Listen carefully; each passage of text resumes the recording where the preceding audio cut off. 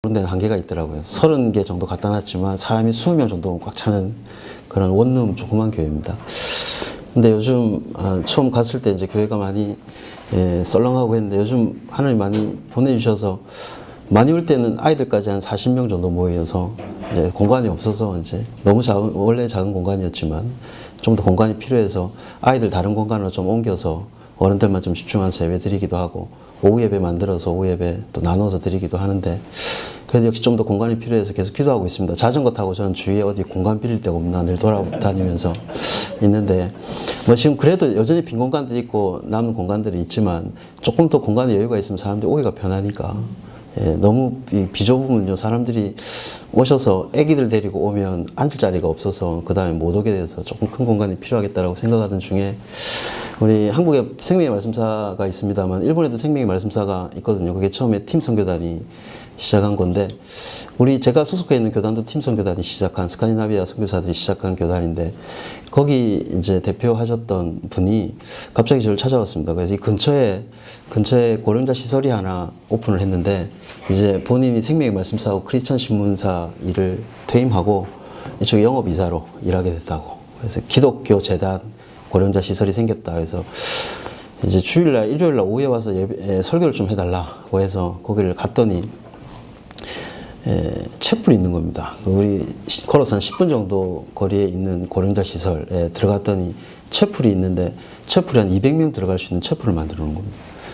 그래서 거기서 우리 오후에 드리는 예배 성도들하고 성가대 같이 가서 연합 예배를 한번 드렸습니다. 연합 예배를 드리고 이번 주에 돌아가면 4월 1일 부활절 예배도 오후에 그 시설의 할머니들 다 초대하고 할머니 할아버지들 초대해서 그럼 휠체어 타고 다 오세요. 휠체어 타고 오셔서 예수 안 믿는데도 아멘 아멘 하고 찬송가 따라 부르시면 오시는 분들이 있습니다. 그분들에게 시설에서 당부를 하시더라고. 15분 이상 절대 설교하지 마라. 주무신다. 그래서 그분들한테 15분 안에 해야 되는 설교 준비하다 보니까 15분만 해도 충분하구나 라는 생각이 들면서 그렇게 준비하고 있습니다. 그래서 이번 돌아가면 또 그렇게 연합 예배 드리고 혹시 계속 교류하고 협력하다 보면 우리 교회 사람들이 많아지고 공간이 필요할 때 그 공간들을 빌려 쓸 수 있는 협력할 수 있는 좋은 기회가 될 것 같습니다. 근데 그 시설이 우리 한국의 고아의 어머니라고 아시는 분 계실 겁니다. 고아의 어머니가 윤학자 여사님이라고 목포의 공생원입니까? 공생원.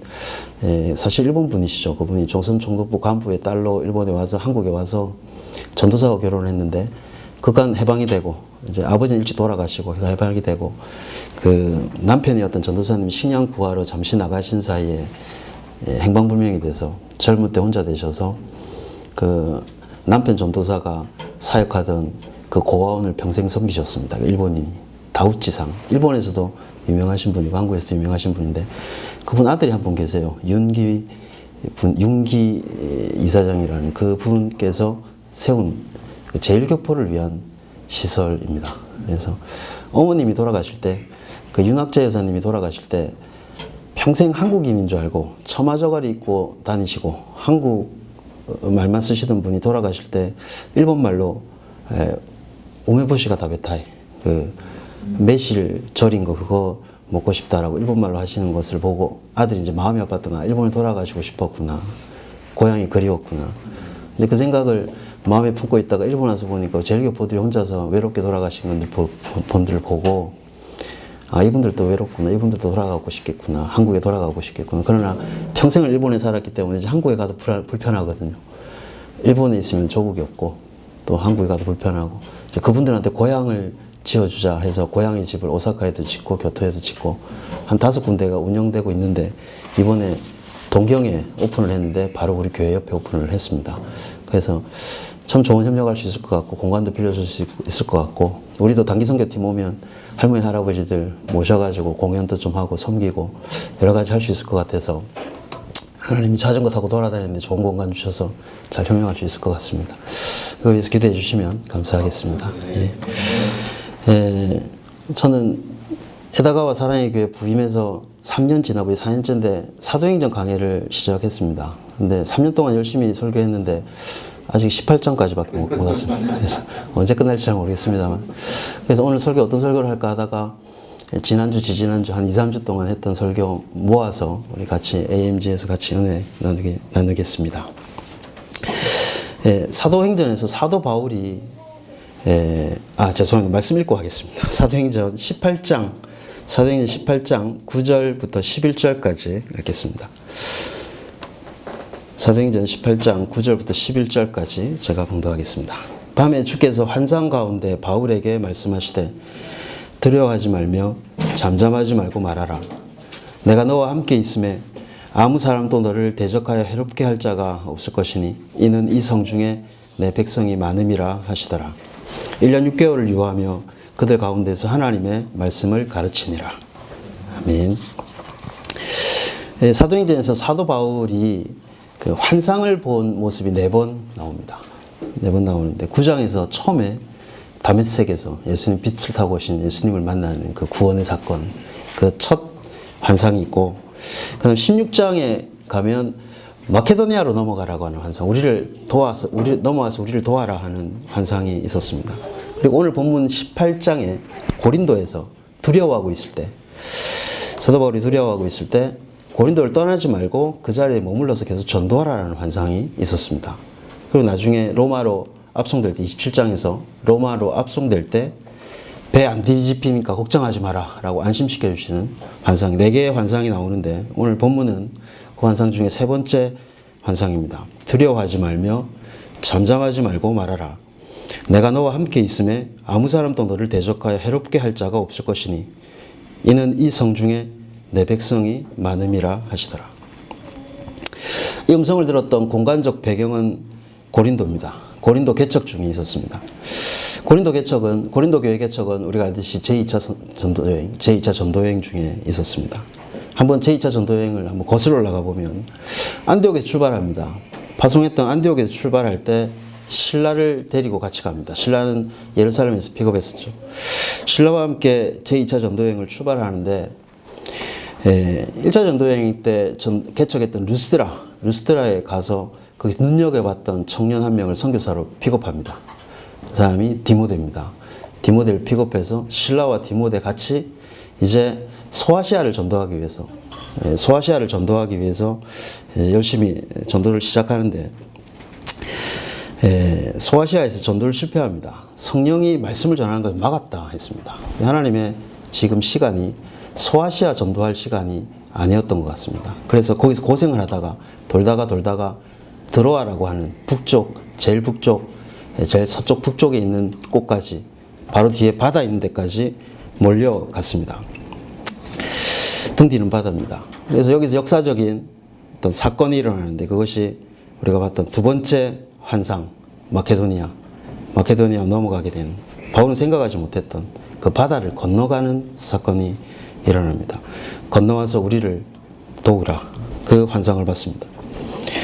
그래서 하나님의 계획은 바울의 계획과는, 바울의 생각과는 다른 루트로 마케도니아 대륙으로 넘어가는, 결국 유럽으로 복음이 먼저 들어가게 되는, 우리 잘 알듯이 그 계기가 됐습니다.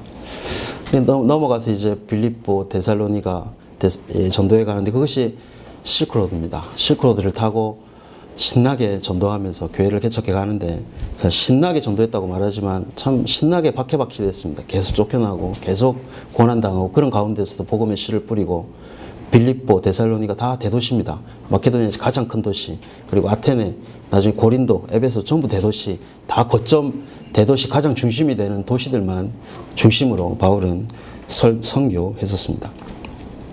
가는 곳마다 유대인들한테 박해가 끊이지 않았습니다. 유대인에 의한 박해가 끊이지 않았습니다. 그래서 가만히 보면 바울의 경로라는 것이, 바울이 어디를 어떻게 갔는가라는 경로가 결국 자신의 신변의 위협에서부터 어쩔 수 없이 피해갔던 경로, 피해가면 이제 다음에 어느 도시를 가야 하는가를 찾아가는 경로, 그것이 그 점들이 선으로 이어져서 지중해를 원으로 묶어서 2차 전도여행이 끝이 납니다. 많이 박해를 받았으니까 당황스럽습니다. 위기는 항상 두렵고 어렵고 힘든 일이었지만 시간이 지나 보면 거기서 그 낭패 가운데서 다음 단계로 넘겨주시는 하나님이 예비하신 다음 공간, 다음 사역이 열리는 사건들의 연속이었습니다. 데살로니가에서 베레아로 또 도망갑니다. 베레아에서도 또 위험해졌어요. 아주 심각했습니다. 그래서 형제들이 이제 배를 태워서 발칸반도 남쪽으로 멀리 도망보냅니다. 거기가 아덴이었습니다. 그리스 아테네.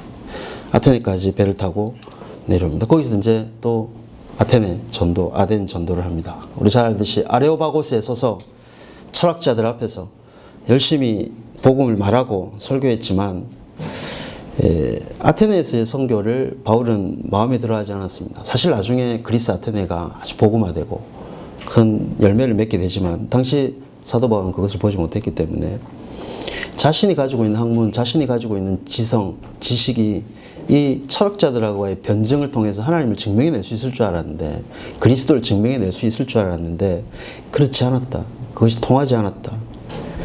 그리고 그것 때문에 열매가 적었다라는 것 때문에 마음에 많이 힘들어했던 것 같습니다. 그런 낙심도 이해가 가고 또 너무 오랜 기간 동안 위협받으면서 어려움 통해서 여기까지 내려왔기 때문에 정신적으로도 체력적으로도 상당한 에너지의 소모가 있었을 것이라는 것이 짐작이 됩니다. 근데 이 시점에서 아덴까지 내려왔을 때, 아테네에 내려왔을 때 또 하나의 변화는 사실 사도 바울 혼자 내려왔습니다. 신라와 디모데가 같이 오지 않았습니다. 신라와 디모데가 같이 오지 않았던 이유는 신라는 빌립보로 보냈고 되돌려 보냈고 그 다음에 디모데는 데살로니가로 되돌려 보냈습니다. 개척했는데 교회가 여전히 약하기 때문에 다시 돌아봐야 됩니다. 동역자들 중에 다시 보내서 문제들을 해결해야 됐습니다. 그래서 사도 바울은 혼자 아테네로 내려왔습니다. 같이 사역을 본인이 픽업한 선교사입니다. 후배 선교사인데 그 선교사들하고 같이 있으면서 욕을 먹어도 같이 욕을 먹고 얻어맞아도 같이 얻어맞고 고생을 같이 하면서 해왔는데 이제 아테네에서 혼자 왔습니다. 같이 있다가 혼자 되면 그게 참 힘든 일이고 어려운 일입니다. 같이 동역하다가 그 사람이 어떤 힘이 있든 어떤 실력이 있든 어떤 위안이 되든 같이 있는다는 것만도 큰 힘이 되는데 갑자기 없어져서 혼자 되는 것이 참 힘들었습니다. 아테네 가보니까 성교의 장벽들은 너무 높고 고린도에서도 마찬가지였습니다. 혼자 있다는 것이 바울에게 마음에 많이 힘든 일이었을 것이라는 생각을 합니다. 손잡고 어려움을 당해도 박해를 당해도 쫓겨나도 또 저녁에 같이 모여서 좁은 방에서 손잡고 기도하고 또 서로 위로하고 격려하면 다시 힘이 날 텐데 낙심한 상태로 잠들어야 되는, 혼자서 해야 되는 그 사역이 아테네에서 사도 바울을 많이 힘들게 했을 겁니다. 그런데 결국 아테네에서 사도 바울은 자신의 사역이 좀 낙심하고 불만스럽고 부끄럽고 뭐 그런 마음으로 다시 고린도를 향해 갑니다. 혼자서 그 축 처진 어깨로 고린도로 가는 바울을 그냥 혼자 상상하다가 참 안 됐다, 참 힘들겠다, 참 어려웠겠다라는 생각에 들어서 마음이 아프게 됐습니다.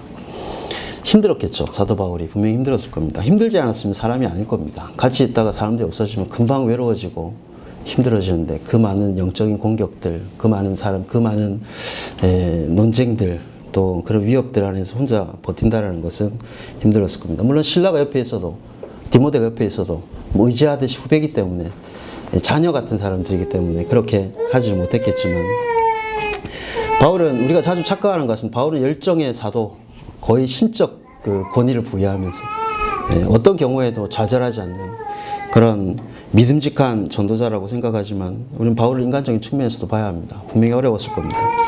옆에서 같이 도와주고 같이 서포트 해주는 동역자가 없으니까 외로웠을 겁니다.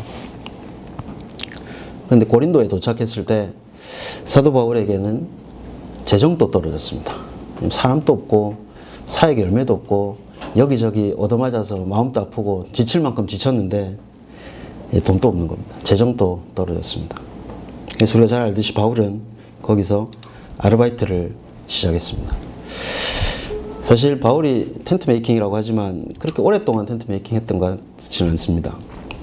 고린도에서 천막 제조하는 아르바이트를 했습니다. 원래 바울이 다소 출신이고 아버지가 아마 천막 제조를 하던 사람이었고 어릴 때 그 기술을 배웠을 겁니다. 그리고 예루살렘에 가서 이제 법률 공부를 율법 공부를 했던 것이고 그래서 사도 바울은 천막 제조하는 텐트 메이킹하는 일을 할 수 있었습니다. 그래서 주중에는 천막 만드는 일을 하고 그리고 안식일에는 회당에 가서 전도하고 가르치는 일을 했습니다. 그때 천막 제조 공장의 사장님이 아굴라였고 그 부인이 브리스길라였습니다. 이 세 명이서 텐트를 만듭니다. 세 명이서 천막을 만드는데 그 천막을 만드는 시간 동안에 바울이 무슨 이야기를 했을까? 뭐 깊이 상상해보지 않아도 무슨 이야기를 했을지 뻔할 것 같습니다. 그리고 바울이 그 집에 들어가서 숙식을 했는데 같이 먹고 같이 거기서 잤는데 같이 점심을 먹고 같이 저녁을 먹고 그러면서 무슨 이야기를 했을까? 길지 않은 기간 동안에 바울의 복음에 대한 열정 그리고 선교에 대한 열정은 자연스럽게 아굴라 부부에게 전염됐습니다. 나중에 고린도의 사역이 끝나고 나서 고린도 사역도 사실 그렇게 길지 않았습니다만 1년 반 플러스 아마 몇 개월 정도였는데 고린도의 사역이 끝났을 때 아굴라 부부는 선교사로 헌신해서 바울을 따라갑니다. 바울에게 전염됐기 때문에 그렇습니다. 헌신은 하라고 해서 할 수 있는 것이 아니지 않습니까? 만약에 하라고 해서 어쩔 수 없이 했으면 그것은 언젠가는 실종되거나 증발될 것입니다. 바울의 삶을 바로 옆에서 봤던 아굴라 부부는 바울이 떠날 때 짐을 꾸려서 바울을 따라서 선교의 여정을 따라 나섭니다. 위선이 진실을 낳을 수 없듯이 믿음의 헌신 뒤에는 반드시 믿음의 열매들이 일어나는 것을 믿습니다. 믿음에는 믿음이 나오고 그리고 헌신에는 헌신이 나옵니다. 그것은 뒤집을 수 없는, 바꿀 수 없는 영적 원리라 생각합니다. 헌신한 곳에 다음 헌신이 일어나고 믿음이 있던 그곳에서 다음 믿음이 일어납니다. 말로는 가르칠 수가 없고 가르친 것 같고 또 바뀐 것 같지만 그저 약간 늘어난 고무줄처럼 다시 제자리로 돌아갑니다. 바울을 통해서 고린도에서 예배와 교회가 형성이 되고 그리고 바울을 계속 반대하고 바울을 견제해야 할 회당장이 예수를 믿고 바울의 동역자가 되고 이런 일들이 계속해서 일어납니다. 그래서 고린도 사회에 남아있는 유대인들은 바울을 더 노골적으로 박해하고 위협하기 시작합니다. 그때 바울에 대한 위협, 그 두려움이 가장 최고조에 달했을 때 신변의 위협을 느끼고 있을 때 그때 하나님 예수님께서 바울에게 환상을 통해서 말씀하십니다. 나중에 제3차 전도여행에서 에베소에서 고린도에 편지를 보냈을 때 바울은 그때 일을 회상하면서 이렇게 썼습니다. 내가 너희 가운데 거할 때 약하며 두려워하며 심히 떨었노라. 두려웠습니다. 바울은 무서웠고 힘들었습니다. 매일 반복되는 위협, 매일 반복되는 방해, 비방하고 욕하고 듣는다는 건 굉장히 괴로운 일일 뿐만 아니라 사실 정신력이 약한 사람, 멘탈이 약한 사람 주저앉을 일입니다. 매일 똑같은 그 위협과 비방. 그 약하고 두려운 밤을 보낼 때 그때 환상 가운데 하나님의 말씀이 들렸습니다. 밤에 주께서 환상 가운데 바울에게 말씀하시되 두려워하지 말며 잠잠하지 말고 말하라. 전 이 말씀 읽을 때 모르겠습니다. 어떤 각자 읽을 때 느낌이 다르실지 모르겠습니다만 저는 이 말씀이 굉장히 기뻤습니다. 안도가 되고 두렵지만 두려우니까 이제 안전한 곳으로 피신하라는 것이 다 안전할 것 같지만 이 말씀이 주는 안정감은 가는 것이 중요한 것이 아니고 또 남는 것도 중요한 것이 아니고 하나님의 말씀이 들리는 것이 중요한 것이기 때문입니다. 어디 있어야 하는지 무엇을 해야 하는지 하나님의 음성이 들렸으면 그것이 전도자에게 가장 안정감을 주는 내가 있어야 할 곳, 내가 해야 할 곳이 지시받는다면, 지정된다면 그것이 전도자에게는 가장 기쁜 일이어야 할 것입니다. 하나님이 두려워하지 말라고 말씀하셨습니다. 왜 이 말씀을 하셨겠습니까? 사도 바울이 지금 두려워하고 있기 때문입니다. 사도 바울은 고린도에서 두려워하고 있었습니다. 내 마음, 지금 내 상황, 내 상태, 내 심리 상태 하나님께서 다 아십니다. 그리고 이어서 잠잠하지 말고 말하라. 왜 잠잠하지 말고 말하라고 말씀하셨을까? 사울의 상태가 이미 잠잠해져 버린 상태였을지도 모릅니다. 더 이상 자극하면 안 될 것 같고 지치고 두려워서 이미 전도의 어떤 소강 상태에 들어가 있을지도 모르겠습니다. 이제는 이 고린도에서 떠나야 될 때가 온 것이 아닐까. 왜냐하면 늘 어려울 때마다 피신하면서 이 점들을 이어왔기 때문에 이제는 가야 될 때가 아닐까. 이제는 여기서도 떠나야 될 때가 왔나 보다 라고 생각하고 있었을지 모릅니다. 그러나 하나님은 말씀하십니다. 여기서 도망가지 마라. 두려워하지 마라. 그리고 하던 일, 네가 하던 말 계속 전하라 라고 말씀하십니다. 내가 너와 함께 있음에 아무 사람도 너를 대적하여 해롭게 할 자가 없을 것이니 이는 이 성 중에 내 백성이 많음이라 하시더라. 바울은 여전히 이 일을 계속해야 되는, 여기서 이 말을 계속해야 하는 근거가 생겼습니다. 그 근거는 내 의지가 아니고 내 열정도 아니고 그 근거는 하나님의 말씀이었습니다. 이 성의 백성들은 누굴까? 이미 예수 그리스도를 믿고 바울의 동역자 된 사람들이 아닙니다. 오히려 지금 바울의 선교를 방해하고 박해하고 돌을 던지고 위협하고 있는 그 사람들 가운데 하나님의 백성이 섞여 있다는 겁니다. 계속 말하라는 겁니다. 그 싫고 두려운 사람들, 만나기 싫은 사람들, 그 가운데 하나님의 사람들이, 예정하신 하나님의 백성들이 그 안에 섞여 있다는 겁니다. 그러나 너를 해할 자가 없을 것이다 라고 했습니다. 가만히 읽어보면 방해와 대적이 사라질 것이니까 안전지대 가운데서 사역할 수 있을 것이나 라고 말씀하시지 않습니다. 그 대적이 여전히 있고 여전히 바울을 위협할 것이고 여전히 선교를 방해할 겁니다.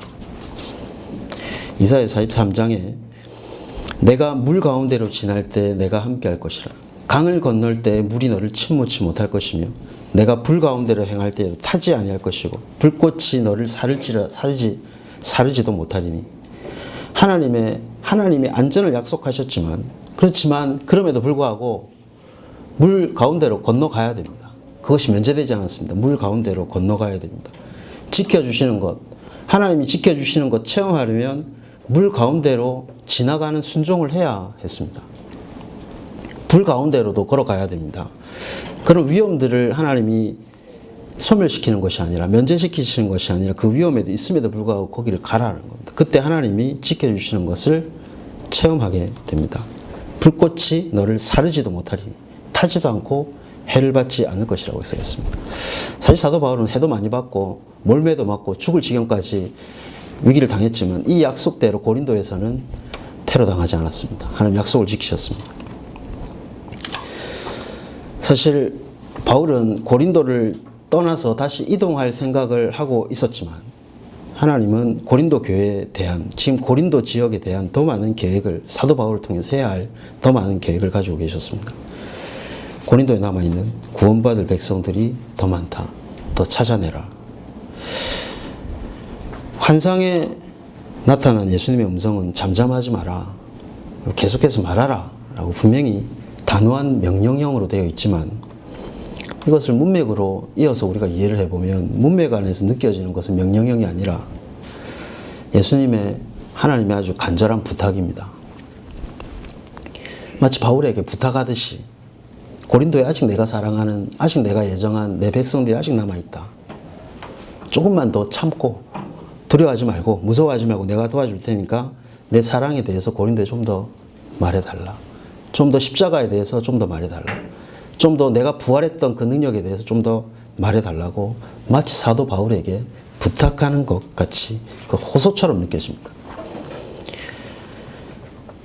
첫째 환상은 다메섹에서 나타나신 예수님 만난 일이었습니다. 그 뜨거운 구원의 감격, 하나님 나타나신 그 박해자인 사울을 변화시켜서 전도자로 만들어주신 그 뜨거운 감격, 바울에게 있어서 눈물 흘리지 않고는 말할 수 없는 그 환상.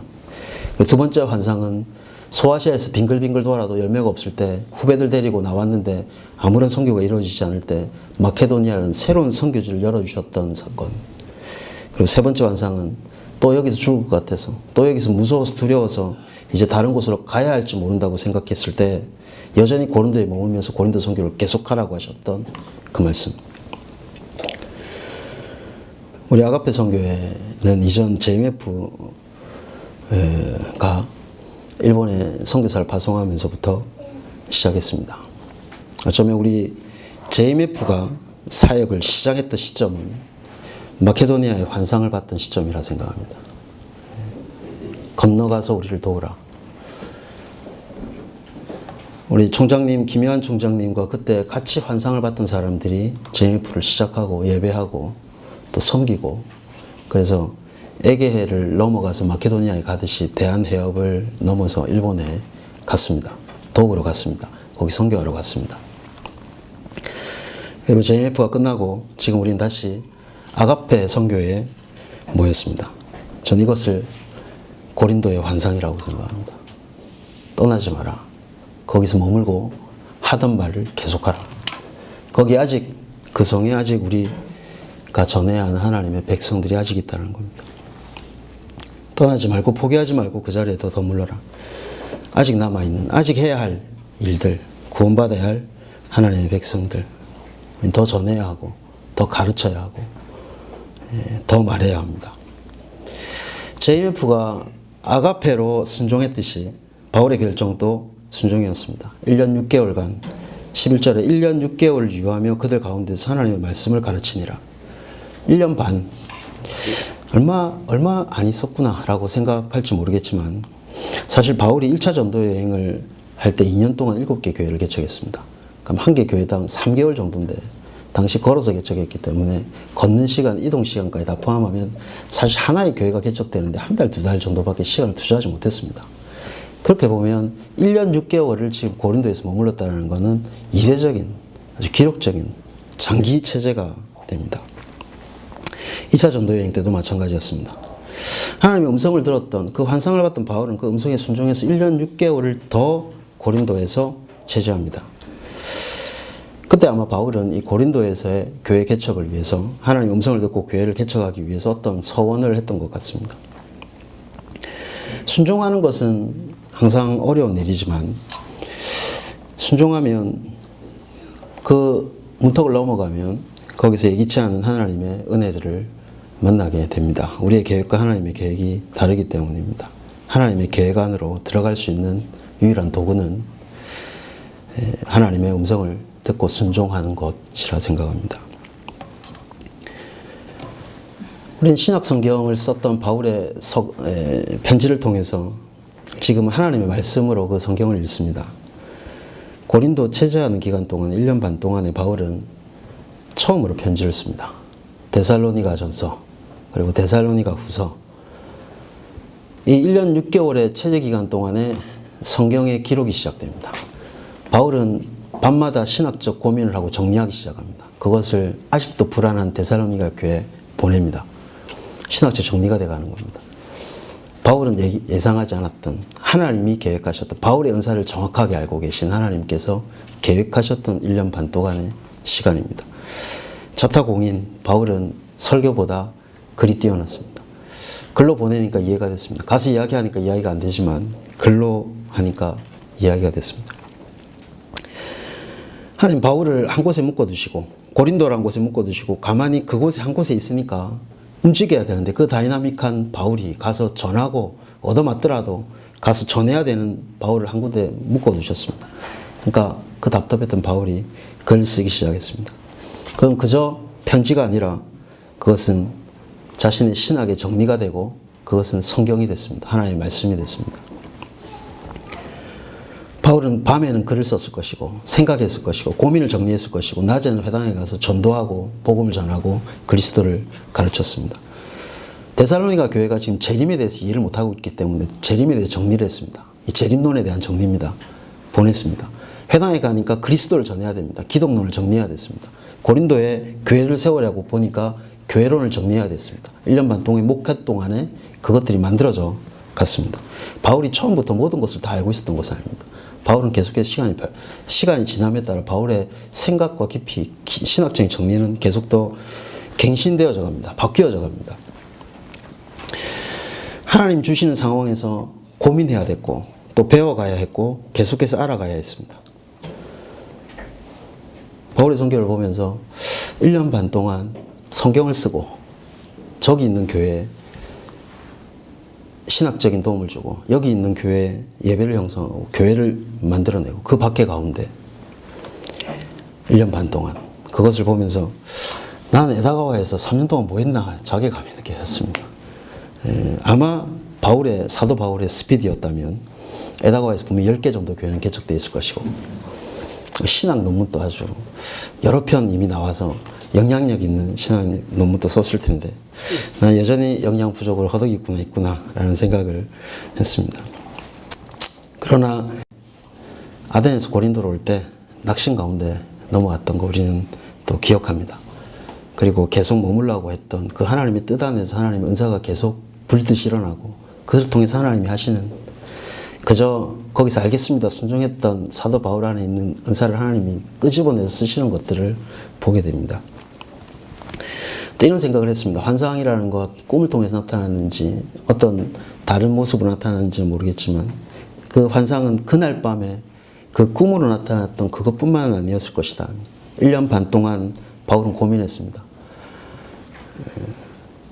그리고 교회에 대해서 걱정했습니다. 빌립보 교회는 잘 있을까? 데살로니가는 잘 있을까? 루스디아는 잘 있을까? 그 신학적인 질문, 앞으로 선교를 어떻게 가야 되는지, 선교적 구상, 이런 복잡한 생각들이 밤에 그 고민하는 중에 그 지속적으로 1년 반 동안에 지속된 일어난 것이 하나님의 환상이었다는 거예요. 그 가운데 교회는 이런 모습이어야 하고 선교는 이런 것이어야 한다는 것을 성령은 계속해서 공급해 주셨습니다.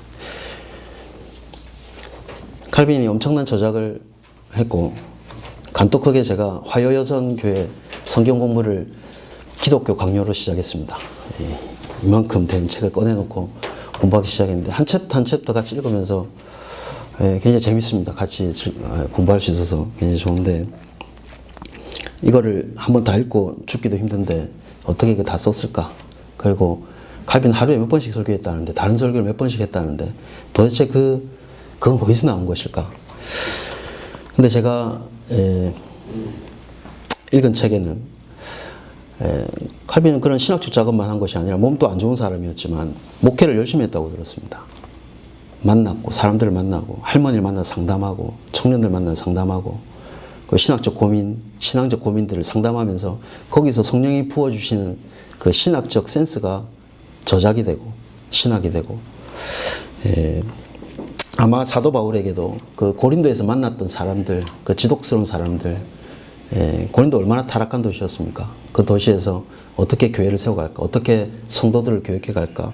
그 고민들 안에 그 사람들 만나면서 그런 신학적 센스가 그런 것들이 사도 바울의 교회의 모습 또 선교의 모습들을 계속해서 만들어냈을 겁니다. 고린도에서 바울은 그런 은혜를 받았습니다. 남아서 어렵지만 위협이 있지만 거기서 내가 일해 준 것이 아니라 거기 남아 있었기 때문에 사도 바울은 선교사로서 훨씬 많은 성장을 합니다. 1년 반 거기 머물면서 목회를 했기 때문에 3차 전도의 여행의 모습은 전혀 달라집니다.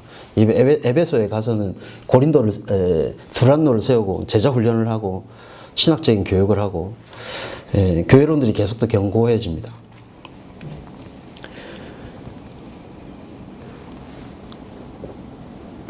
고린도에서 가르치면서 배우게 됐던 겁니다. 이것이 사도 바울에게 선교사에게 주어진 성장이었습니다.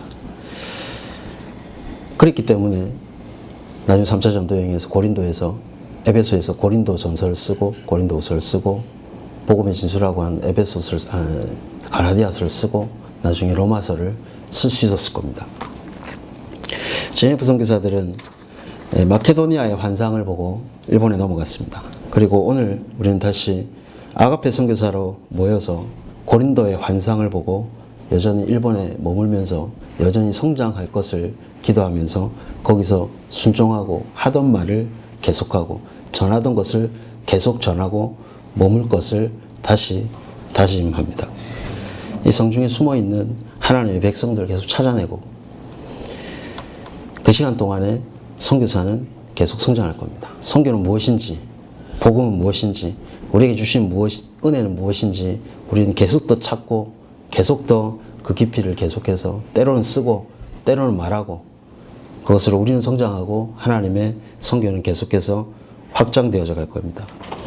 있어야 할 자리에 있는 것, 그리고 말해야 할 것을 계속 말하는 것만으로 행복한 사명자 되기를 소원합니다. 기도하겠습니다.